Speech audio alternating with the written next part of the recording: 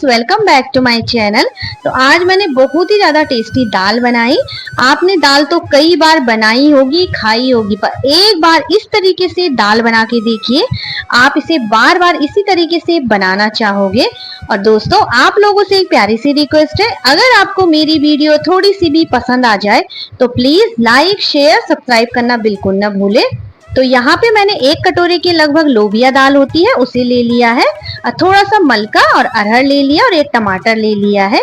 इन्हें हमें pressure cooker में ऐड कर लेना है और अच्छे से वॉश करना है 3-4 पानी से। और इसमें जो टमाटर है उसे भी ऐड कर लेंगे। थोड़ा सा नमक डालकर 3-4 सीटी आने तक इसे अच्छे से पका लेना है। जब ये अच्छे से उबल जाएगी तो तब हम गैस को बंद कर लेंगे। तो ये देखिए, दाल अच्छे से उबल चुकी है। ये देखिए, और टमाटर भी अच्छे से गल गए हैं। तो अब यहाँ पे मैंने एक कढ़ाई ले ली है, उसमें मैंने 1 चम्मच के लगभग घी ऐड कर लिया है। आप चाहे तो आप इसे तेल में भी बना सकते हैं। जैसे घी अच्छे से मेल्ट हो जाएगा, मैंने इसमें थोड़ा सा जीरा ऐड कर लिया है, और जो हमने लहसुन कट करके रखा था उसे ऐड कर लेंगे।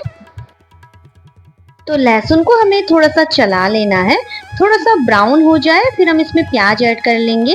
तो मैंने प्याज, लहसुन, मिर्ची पहले ही कट करके रख दी थी। तो ये देखिए, इसका कलर थोड़ा थोड़ा चेंज होने लग गया है। तो अब मैं यहाँ पे पहले मिर्ची ऐड कर रही हूँ। मैंने 1 हरी मिर्ची को बारीक कट करके लिया है, इसे भी थोड़ा चला लेंगे इस तरीके से। फिर हम इसमें प्याज ऐड कर लेंगे। प्याज का कलर थोड़ा सा चेंज हो जाएगा तो फिर हम इसमें टमाटर ऐड करेंगे। दोस्तों, आप एक बार इस तरीके से दाल बना के देखिए, बहुत ही ज़्यादा टेस्टी होती है। और बहुत ही कम चीज़ों से हम इसे बनाकर तैयार करेंगे, बहुत ही कम मसालों से।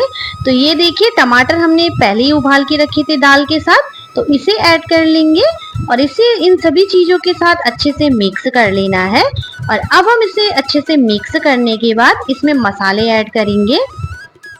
तो मसालों में मैंने लिया नमक स्वाद अनुसार, थोड़ी सी हल्दी पाउडर, 1 चम्मच के लगभग धनिया पाउडर ऐड कर लेंगे। और अब इन सभी मसालों को हमें अच्छे से मिक्स कर लेना है। अगर आप और मसाले खाते हैं, गरम मसाला हो गया, अगर आपके पास कश्मीरी लाल मिर्च है उसे भी ऐड कर सकते हैं कलर के लिए। तो ये देखिए, इसे हमें 1 मिनट तक अच्छे से पका लेना है ताकि जो मसाले हैं वो अच्छे से पक जाए।